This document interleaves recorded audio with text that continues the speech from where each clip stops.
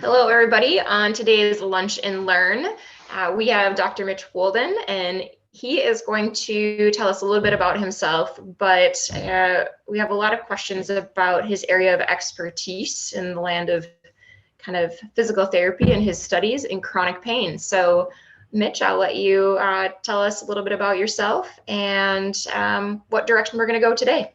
Yeah, absolutely. Do you mind giving me the ability to share the screen too? Yeah. Oh.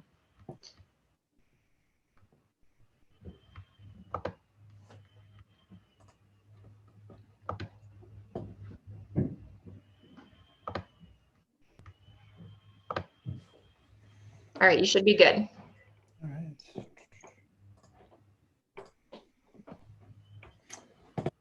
All right. Well, thanks, Karla, for inviting me to give this talk or presentation on chronic and persisting pain and share a little bit of my thoughts on this topic. So my name is Mitch Wolden. I'm an associate professor at the University of Jamestown in the Doctor of Physical Therapy program located here in Fargo. At the University of Jamestown, I'm predominantly teaching orthopedic and musculoskeletal content, which also includes our pain content. My background is as a physical therapist. I'm a board certified clinical specialist in orthopedics and certified exercise expert for aging adults. I also have a PhD in institutional analysis from North Dakota State University. And clinically, my entire background has been treating patients in an outpatient orthopedic setting. And then now at our university, I help with our pro bono clinic, where we predominantly see patients who have symptoms that are chronic in nature. Clinical research I'm currently conducting is working or looking at those patients who have chronic symptoms. Particularly, we're utilizing ultrasound imaging to investigate structural changes in the low back musculature and those who have chronic pain and those who don't. We're also looking at other patients as well, including those with Parkinson's disease, and comparing those who with Parkinson's who are having chronic symptoms and those who aren't. Today, I'd like to discuss what chronic and persisting pain is. We'll use those terms a little bit interchangeably.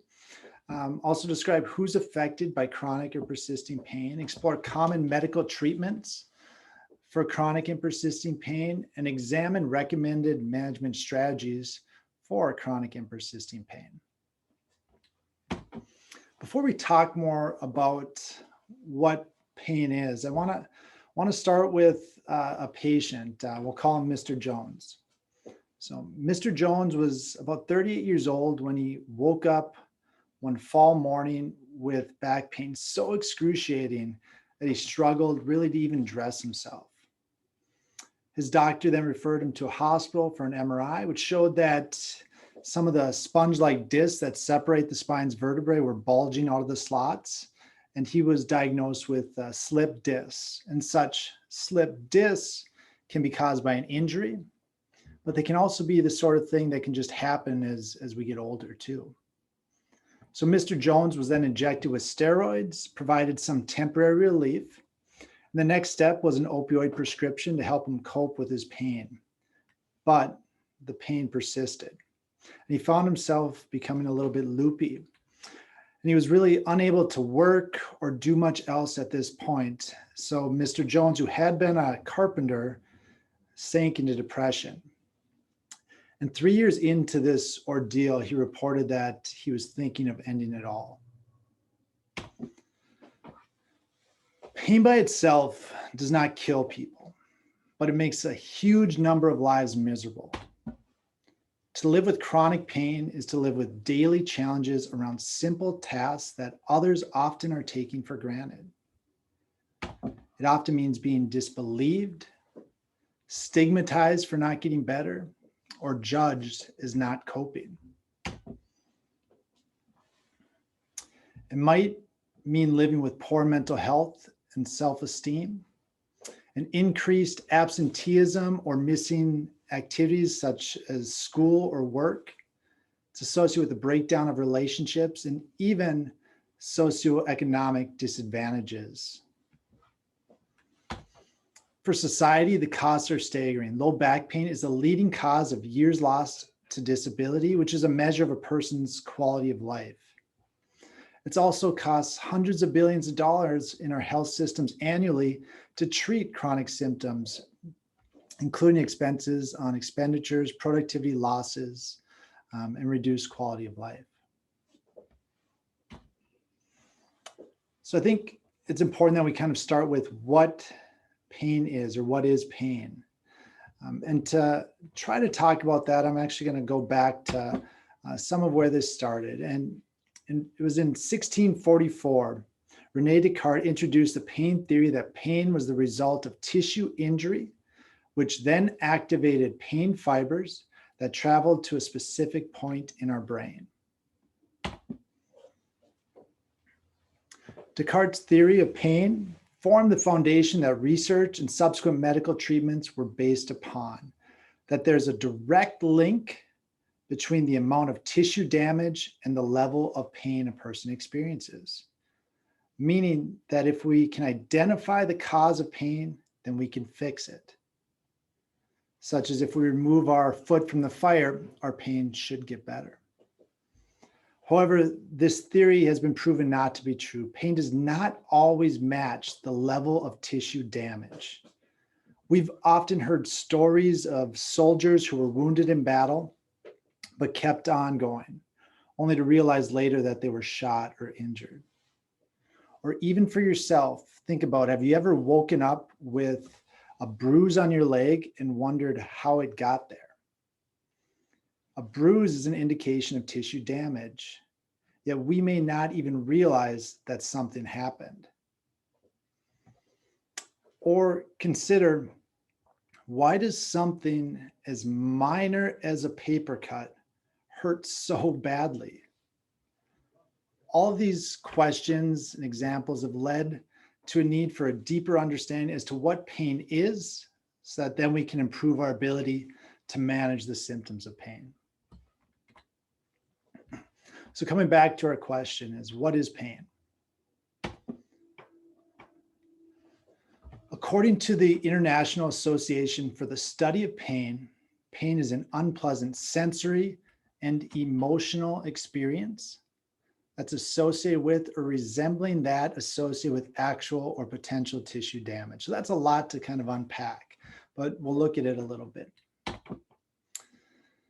When we look closer, or in other words, pain is always a personal experience that's influenced to varying degrees by biological, psychological, and social factors. So another way to consider it is that pain is complex. Pain is a personal experience, and that experience is affected by one's thoughts, one's beliefs, one's perceptions, the environment, and even more. So there's a lot going into how somebody experiences pain. Broadly speaking, we can categorize pain into two categories: acute pain and chronic pain.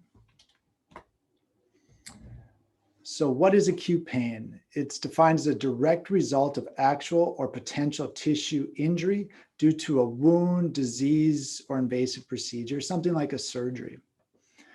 Acute pain is expected to resolve typically around 3 months, give or take, depending upon the injury or the nature of the problem, but it does serve as a protective function. So if you think about yourself, and if you've ever twisted or sprained your ankle, right away, you're likely going to have symptoms of pain, maybe some swelling too. And when you have that pain, that's your body's way of telling you that maybe you have to step back and take it a little bit easy at that moment so that your tissues can heal. And that's a normal response. But maybe after a day, two, maybe after a week, you should start to feel better, and you'll be able to get back to whether it's playing a game, exercise, or doing the things you want to with less pain or even no pain. So on the other end, that other category is chronic pain. So what is chronic pain or persisting pain? This is defined as pain that persists or reoccurs for more than 3 months. It's defined as an inadequate response to appropriate and/or invasive care and has a significant impairment of functional status. So somebody's ability to do the things that they want to do, whether it's work, whether it's play sports, exercise, it's the things that they want to participate. It's also defined as serving no useful biological function. So if we think back to that ankle sprain, but let's fast forward perhaps 6 months or even a year. Let's say you're still having pain at the ankle.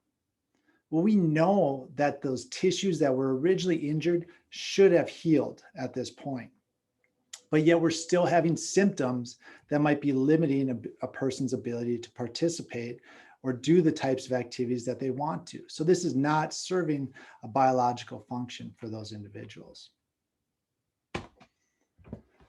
So chronic pain is a common reason adults are seeking healthcare, with over 50 million adults being estimated to live with persisting pain in the United States. And some consider that a low estimate, with some estimates up to double that of 100 million adults. And it's accounting for a significant number of office visits, as well as high healthcare costs and loss of productivity. And chronic or persisting pain is also linked to numerous physical and mental conditions.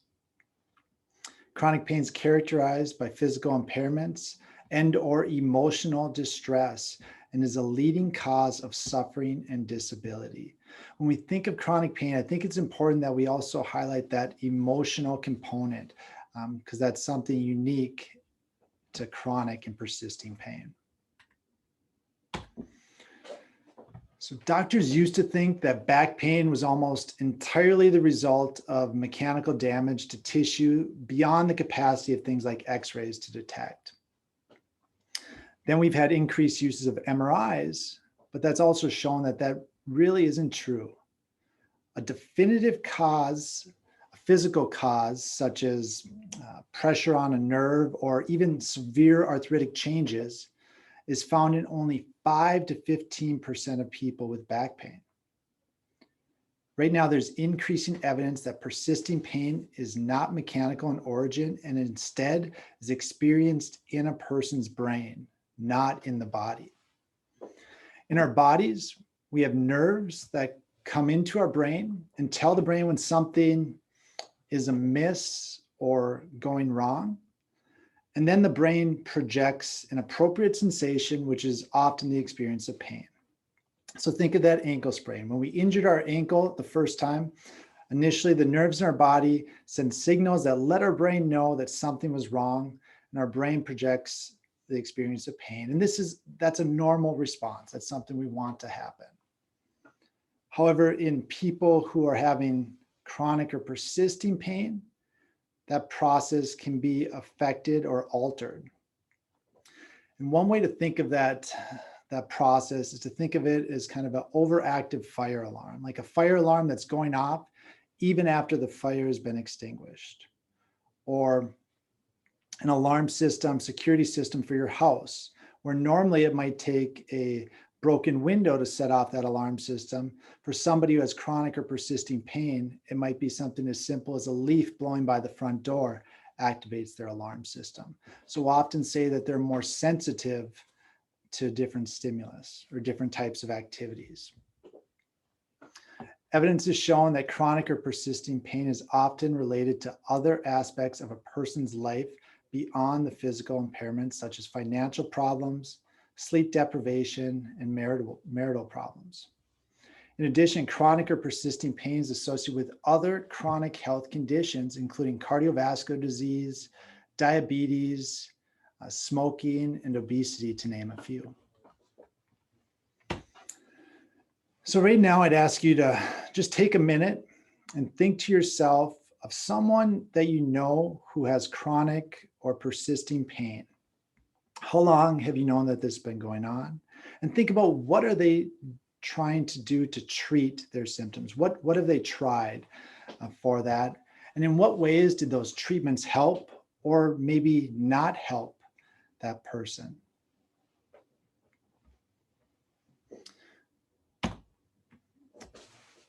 So common medical treatments that we do see are going to be imaging, use of radiographs and MRIs, prescriptions, injections such as epidural injections or steroid injections, the use of neuromodulation devices. Think of those as like medical implants around the spine, or even surgeries are all common medical treatments.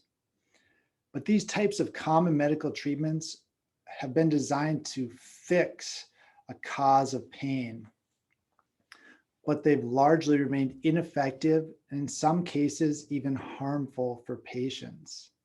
And this is likely due to the complexity of treating chronic and persisting pain. If we recognize that pain is a complex process, it's unlikely that any one thing can fix that problem. So now we've developed new goals around chronic and persisting pain. And the first thing we think about is what it's not. And our goals are not about the person's pain, which is counterintuitive to what we're thinking. We'll want to perform interventions, but it's not about the pain. Instead, we'll shift that narrative. For now, it is about improving a person's quality of life and maximizing that person's participation in the things that they enjoy doing. And so how can we do that? And the current recommended evidence-based strategies, and these are broadly speaking, but the first is integrated care. And integrated care is multidisciplinary care. Think of it as a team approach to healthcare. So building that team for a person who's having chronic symptoms for support and guidance. This likely can include a primary care provider. It can include nutrition, chiropractic, physical therapists, psychology, to name a few, but what's that team that can help to manage the complexity of the person's symptoms that they're experiencing. The next recommended strategy is pacing. And by pacing, it's think of going for a long run. You don't want to go too fast, too soon, or you'll run out of energy. It's the same idea when trying to help somebody manage their symptoms of persisting pain. We want to pace their activities because those who are in chronic or persisting pain are prone to these boom or bust cycles where one day they'll feel really good. So they'll want to go run all their errands, maybe clean the house, do the yard work, and cook supper that night, only then for the next 3 days, a week, or even more, to crash and not be able to do the things they want. So instead, pacing for a person with chronic symptoms might be finding out what's really important for that person. Say they're focusing on wanting to clean the house to contribute to their family or things they used to do. So if it's clean the house is what they're focused on, can we pace it for a person? Maybe start with vacuuming one room that day, or even as low as wiping one counter, and then the next day try something else. But slowing things down can help to make that process a little bit easier to engage in activity. And then consistent and graded exercise has some of the strongest evidence of the benefits of this for patients with chronic symptoms. Consistently, we want patients with chronic and persistent pain to engage in some level of activity on a daily basis and to build those habits, which are really important. And then graded exercise is much like how you'd approach other exercise routines, where you'll start at a certain level and then you gradually increase either the duration, the intensity, or the type of exercise. But you gradually take kind of a stepped approach to increase that person's ability to participate in exercise. But it's identifying where we start with that person and what it is that they're likely to engage with. So it's a really person-centered approach when we're figuring out what's important and how we can start exercise and activities for that person. But as we mentioned, if the experience of symptoms for chronic pain occurs in our brain and has emotional ties, it's affected by how people think and feel about their symptoms. Psychological therapies can often be beneficial for patients with chronic pain, particularly if those individuals happen to be catastrophizing on their symptoms or focusing on their pain throughout the day, or they might be fearful of moving or fearful of starting an exercise program. Sometimes having a person that they can talk to about how they think and feel can be beneficial. And then social support, creating that group of people that's there through those good days and also on the bad is really important. That can be family, it can be friends, it can be a gym environment, it could be group classes or meetings as well. But finding that social support is important.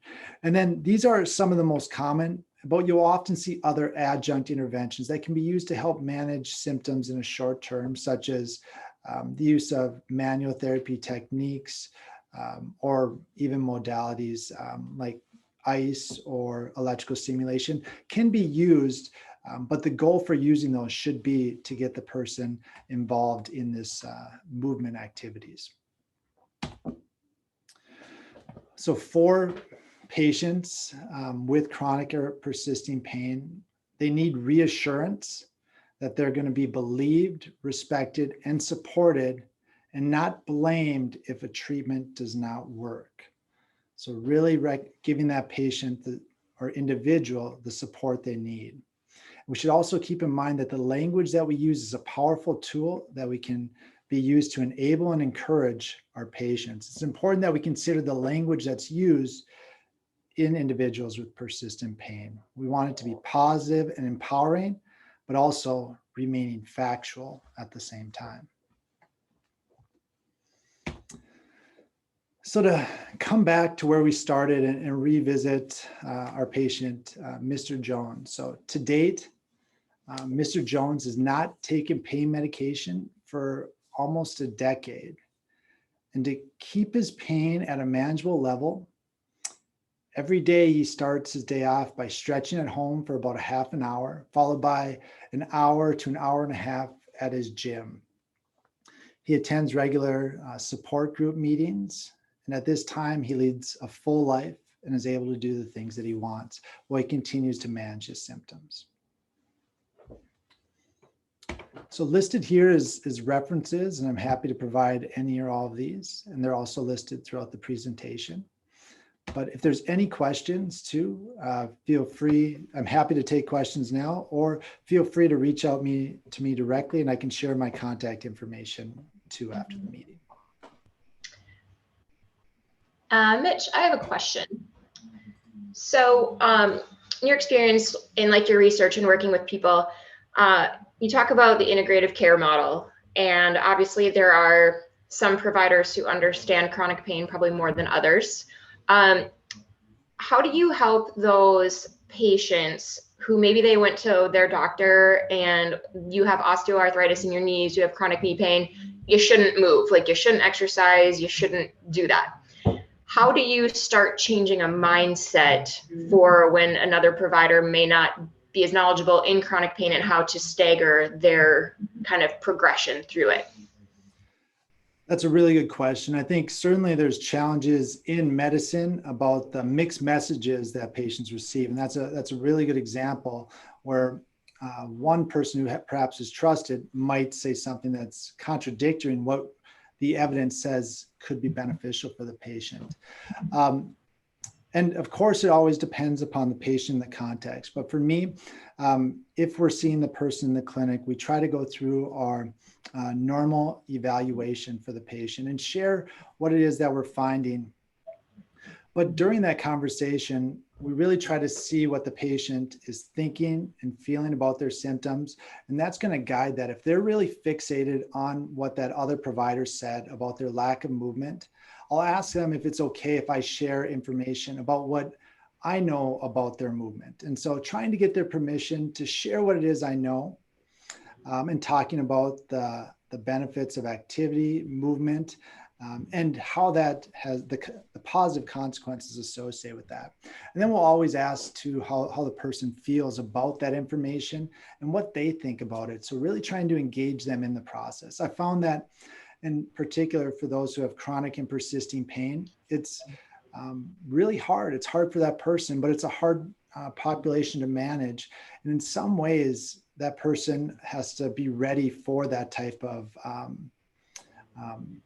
engagement as well. So having that, I try to start the conversation, but we'll really pick it up off where the patient's at and try to match what it is to them. If they're absolutely resistant to anything, I mean, we have to match the patient where they're at, but oftentimes too, patients will at least give it a go, and then over time, hopefully we continue to have those conversations. So that's how I might approach it in the clinic. Something you said about like language matters. And I definitely see that in my clinical setting a ton. And where taking in language matters, but consistent graded exercise. So, you know, you treat people a few times and they think they can just go back to everything they used to do. And we have return to play protocols with ACL surgeries and ACL tears. It's probably one of the biggest return to play protocols that's been studied. Concussions there too, but it's a little bit more mixed. But, having to think, I always have people think about, this is your personal return to play protocol. We are going to increase your level of X, Y, and Z this week. If you are successful, then we can decide, are we going to increase intensity and or load and or volume, but we don't do all three at the same time. And so just being able to use that language of like, hey, like you can do that, but not this week, right? Like, so really trying to work with that graded exercise, and those, I guess, are the population that's usually in here. Cool, I can lift overhead again. Well, kind of. You can do this, this, and this, but let's keep you there. So, and I think that helps people also establish confidence in their body, in that movement. And also, like, obviously it's all in the brain. So it allows your brain to recognize that that movement pattern is okay. So I think that's just like a really big part of kind of like talking about chronic pain and fitness and or athletics, and getting back to that too. The population we work with, if they don't exercise, then there's other health issues such as like mental health things. And so I think that's a really big factor when looking at our population. Certainly, I think, and finding that analogy that connects with the patient. So sometimes it's, you don't just go run a marathon, but other times it's finding what's going to speak to the person. But it's hard. But to your point, I think sometimes one of the most therapeutic things we can do for our patients is just show them movements that they can do. Oftentimes a person might not think they can do something.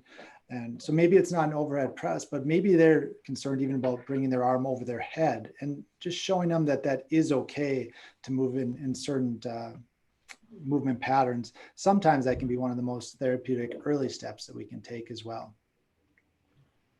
Yeah, and I think another thing too, if people are dealing with chronic pain, is to like work with a provider that understands and wants to talk about what your lifestyle goals are too. And I just had a conversation with somebody who has a broken foot. So, and it's been broken and it's been chronic. So we just talked about, hey, like you're in a boot. There's a number of things that we cannot do, but your foot is what percentage of your entire body. So we can still utilize the rest of your body in all sorts of creative ways to move and feel good and not have to worry about that foot in the boot. So just because like 2% of your body doesn't work, it doesn't mean we can't utilize the rest of it in a safe way. And I think that's a good thing for people to understand too. And that's where coaching comes into play, because that's their job. Absolutely. Their job is at least our jobs are to communicate with medical providers on what is appropriate for that person's level of where they're at, and then help implement and modify for that. Yeah, I think that's an important point, Karla, as patients can get fixated on things like the foot, but so can other providers too. And so again, sometimes shifting the narrative to what can we do instead of always focusing on what the limitation is. Of course, we need to know that if a person has an injury, but still there's other aspects that somebody can engage with, and from both the patient, but also to the provider. Yeah. Well, awesome. We are so grateful that you took your time out of your day to help educate and inform us. And we look forward to hearing from you in the future. Yeah, thanks for having me. It was great to get to be here. And so thanks for the opportunity. Awesome. Do me a big favor, Doc. When you close out, will you just make sure you save this to the cloud so we can share it with others? Absolutely. Awesome. Thank you so much, everybody. And thank you.